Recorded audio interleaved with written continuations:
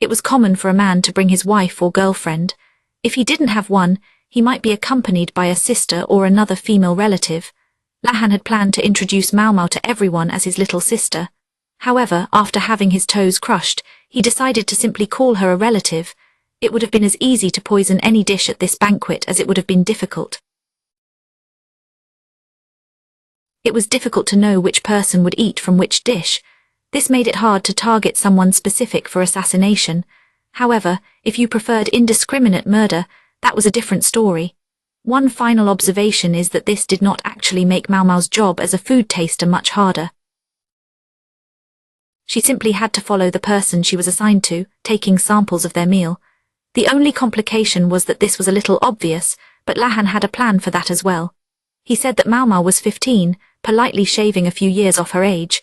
Maomao, never letting her expression change, crushed his remaining toes. In short, one could choose to eat or not, and Maomao wished they would simply choose not to. But that would not be very fun for the guests. I wonder if something will really happen, Maomao said. It is just a precaution. Maomao looked faintly amused but also not at all interested. Well, Lahan said, eyeing her. They say clothes make the man, but apparently the same does not go for women. At least some of them. Shut up. Maomao was dragging a heavy skirt behind her. The outfit, like the meal, was Western style more or less. It wasn't exactly the same. It hadn't been possible to get something like that ready, but the silhouette, the overall look was similar. This included the bone hoop that went around her waist to puff out the skirt. Western dresses at the time were styled to squeeze the waist and emphasize the upper chest. Sadly, Maomao did not have much to show off in that regard. To avoid embarrassment, she chose a long-sleeved top, but she did agree to have her waist cinched with a belt. Her hair was styled somewhat, though the stylists were limited by the quality of the material. The situation was better than it had been, perhaps. However, it suffered when compared to the truly beautiful displays at the banquet.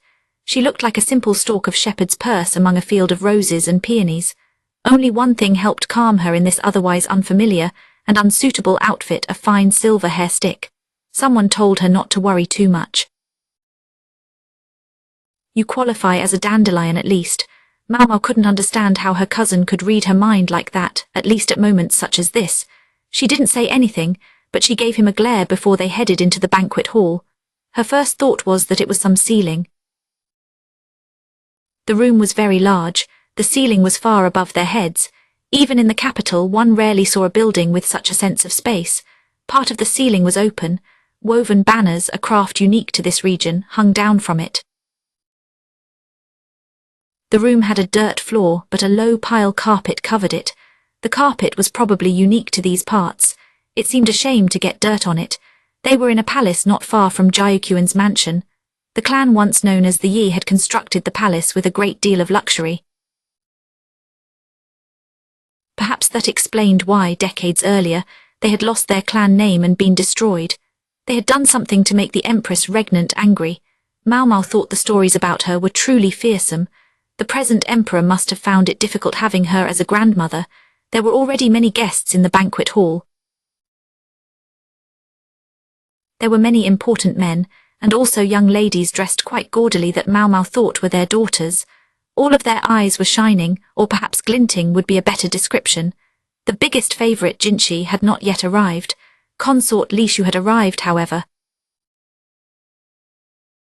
She was quite conspicuous, as she was still wearing the veil to conceal her face. Being so obvious, and yet so removed from the moment, suggested that she hadn't yet done what she had come to do. Maomao looked over to see who her companion was and saw Ardu still standing next to her, dressed in her usual men's garb. Arduo looked so convincing in the man's outfit that Maomao suspected very few people in the room would guess she was a woman, let alone a former consort of the reigning emperor.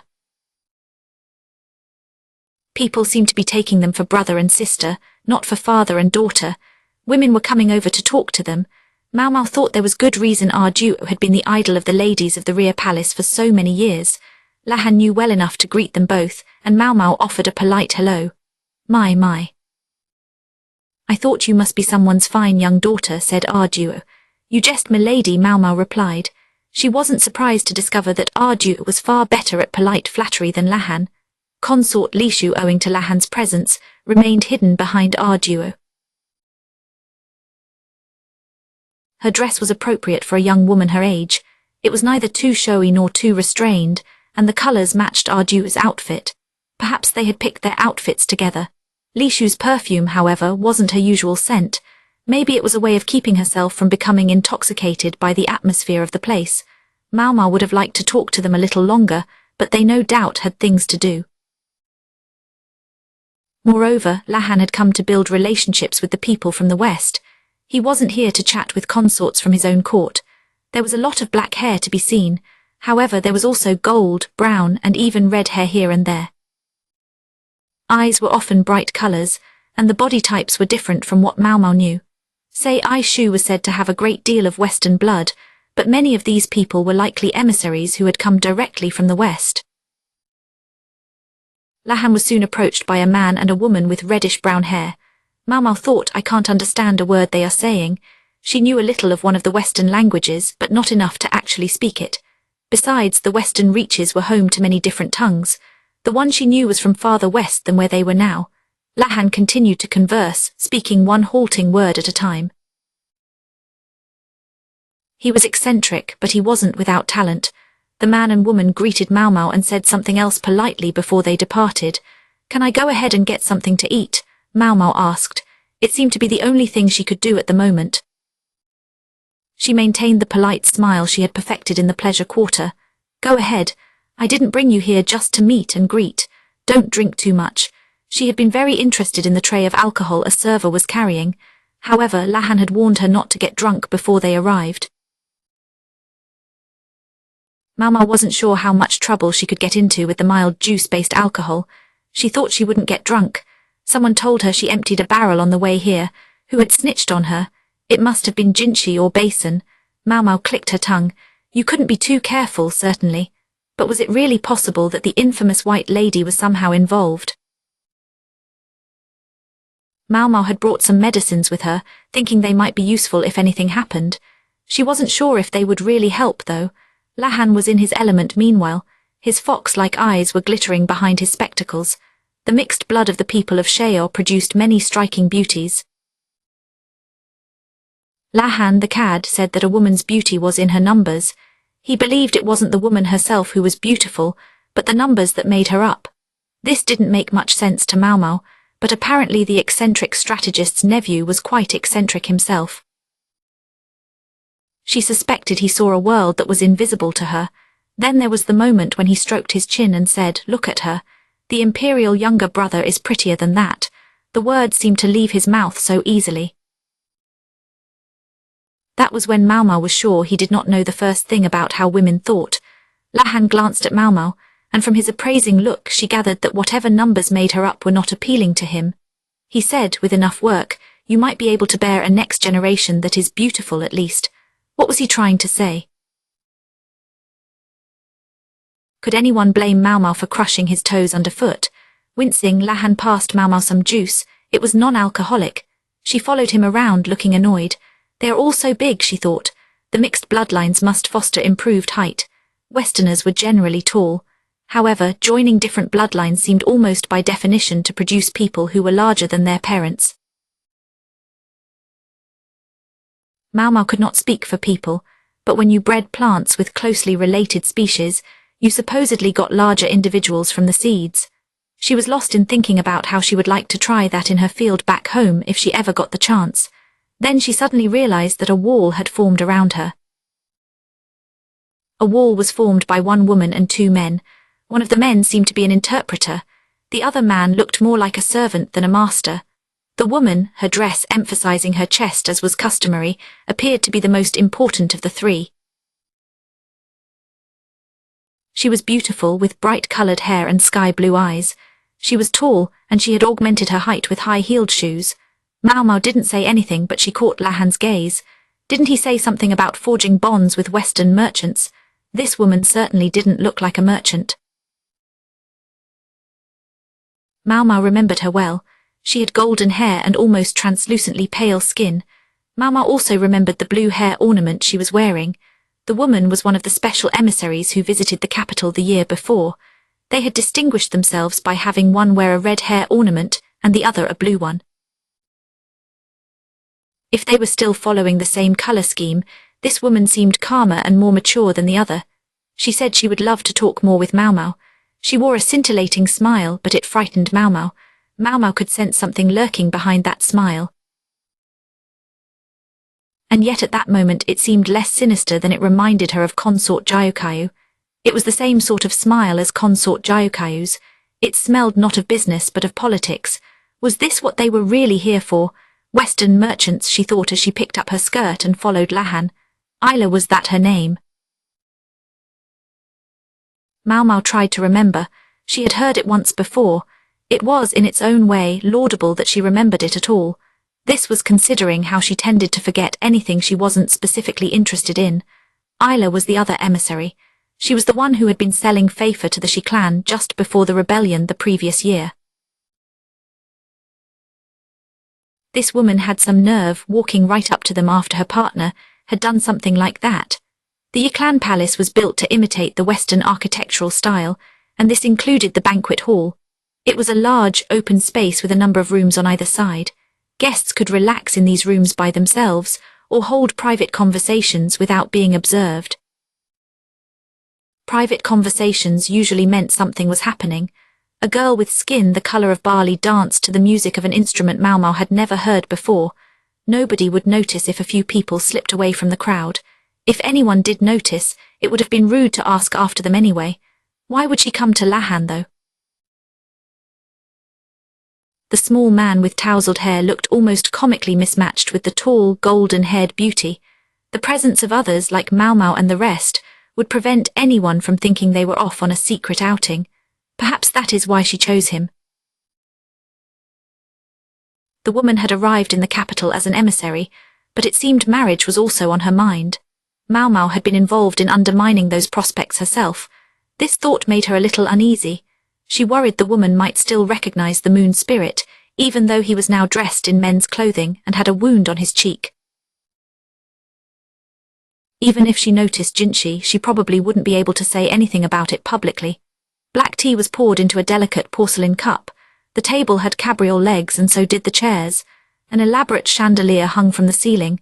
Tastes around here seem to lean quite Western, don't they? Lahan said. The remark might have sounded disparaging, but it was completely true. Lahan was in good spirits because of his lovely companion. He was likely judging how she compared to Jinshi in his mind. That's true, the woman replied, although some of the furnishings could be considered a bit old-fashioned. The place was neatly maintained and the furniture was in good condition. Most of it seemed to have been inherited from the previous owners. Enough time had passed for it to have gone out of style. The walls of the room were thick enough to discourage any eavesdroppers. The interpreter stepped back, leaving only the four of them with two seated on each side. I am honored that you chose me to speak with. I would certainly prefer to talk to you alone, just the two of us. Lahan hardly looked like the male version of Maomao. She wondered where he found the confidence to speak so boldly. That depends on what you wanted to discuss, Master Rahan. The woman spoke fluently, but she couldn't quite pronounce Lahan's name correctly. It was not an easy conversation. Perhaps that explained why Lahan avoided ornate or circuitous expressions. It had to make him more understandable. Maomao followed their conversation easily. The woman's servant wore a look of grim concentration, manfully trying to understand what was being said. I believe you expressed an interest in products from regions farther west, the woman said. Yes. It would be surprising if anyone wasn't interested in these things. He has to repay the debt. They were nearing the 1-year anniversary of Lahan's adoptive father making a very expensive purchase at the brothel. Maomao understood that half the amount had been paid, but the other half remained to be redeemed, with the house serving as collateral. Maomao knew the old madam well. She would be at their door with her enforcers the moment the time was up. She would probably begin auctioning off the furnishings right there. Heh, then I think we will get along very well together. The woman took out a piece of carefully tanned parchment. It was covered with characters that Maomao thought were numbers. Lahan's smile broadened. A most interesting proposition, but will we both profit from this? He said. The price certainly gets no objections from me, but this is the first time anyone has ever come to me with such a prospect. I confess I can't help thinking that if we have to bring the grain to you, it will be difficult to remain in the black. Yes, perhaps. But I assure you, I did not embark on this venture without forethought. If we use the sea routes, we will be able to transport large quantities. More importantly, the value of grain and rice will go up in my country. Now the woman took out a map. Geez, the moment I think they are going to talk about politics, it really was about money. Maomao sensed it might have something to do with politics, but she wasn't really sure. To be honest, she didn't care much. She sat there, thinking about different ways to use cactus and looking like she might yawn at any moment. Then she suddenly heard something she couldn't ignore. The woman said very soon, insects will bring catastrophe upon my country. It is the northern catastrophe. Maomao was startled and nearly slapped the table. She just managed to stop her hand before it struck the surface, but the movement was enough to show she was interested in the subject. The north meant north of Sheo, which was Hokuaran. Maomao was stunned. She realized the same thing that preoccupied Jinchi and his group had come up at this moment. The woman, the former emissary, seemed to grin at her. Then she said, if this proposition does not work out, I have a favor to ask of you. Her brow tensed. Will you help us flee our country? Problems tend to accumulate, Maomao realized once again. Oh, how they do pile up. Chapter 16, The Banquet, Part 2. Well, what to do? Lahan sounded downright giddy as he slid his glasses up his nose, thinking furiously. For him, the emissary's request for political asylum was probably less interesting than how best to make the business negotiations pay off. Business meant the flow of money and the flow of goods. It was a world drenched in numbers, and that had to be engaging for him. I think you can answer that question better than I can. Whatever we do or don't do, wasn't it a fascinating conversation? Oh, ahem, yes, of course I will at least have a talk. I assume that is her objective. He made it sound so simple, Maomao thought. Insects bringing catastrophe had to refer to a plague of that she was sure. Rising grain prices meant there was a threat of famine. The emissary they had spoken to was from Sheo. Then there was the woman Isla, who had been conspiring with the Shi clan. Evidently, Sheo was not a unified whole. Even so, a request for political asylum was beyond anything Maomao had expected. Maomao did not like to spend her time worrying about other people's problems. And what about the problems of entire nations? She was often overlooked. So why did she keep finding herself drawn into things like this? They could have brought Lahan along and left it at that. Maomao wondered if the emissary recognized her. She wondered whether the emissary realized this wasn't the first time they had met. The light was fading the last time they saw each other face to face. Even if the woman remembered her, there surely must have been another way to go about things. Perhaps she just wanted to show some kind of connection to them. If so, then maybe Maomao talking about it would have been part of her calculations. Way of keeping something else in check. Maomao wasn't one for gossip or games, though. She was more interested in seeing what was happening in the banquet hall. Why would you go off and have a secret conversation when you thought there might be suspicious characters nearby? When they returned, they found that the eating and chatter had stopped completely and something new was happening. Is this also a Western custom? Maomao asked. There was music playing, and men and women were facing each other and dancing to it. It wasn't really dancing, not like a proper troupe would perform. It was more just spinning around the room with the rhythm of the music. This was why the men and women had been asked to come in pairs. Maomao thought she would trip over someone's feet quickly. She was confident this was one thing she absolutely did not want to do. She looked at Lahan. Oh, don't worry, I am hopeless at this myself. Thank goodness they had that in common at least. As they looked around, they spotted a crowd that had formed, and who should be in the middle of it but a very familiar, very beautiful man. Jinchi was surrounded by admirers, and he was displaying the heavenly smile Maomao had seen often when he pretended to be a eunuch. Basin stood beside him, but he was frowning. It was a poor choice of companion. Basin was not going to be much help in this situation. He visibly flinched back from every young woman who approached. He is probably so nervous right now that he couldn't dance even if they got him out there. Maomao rubbed her wrist where he had grabbed her the day before. There were still faint red marks on it. She wanted to know if the men and women were supposed to pair off.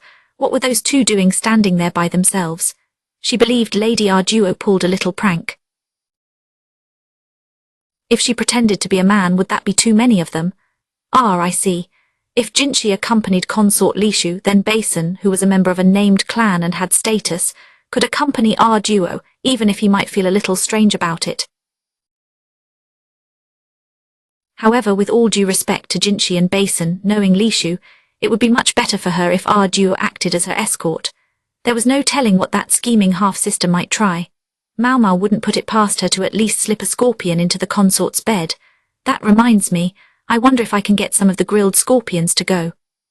Supposedly, scorpions were also sometimes served still alive and kicking, but she didn't hold out much hope of sampling that particular dish either here or at Jayukyuan's mansion.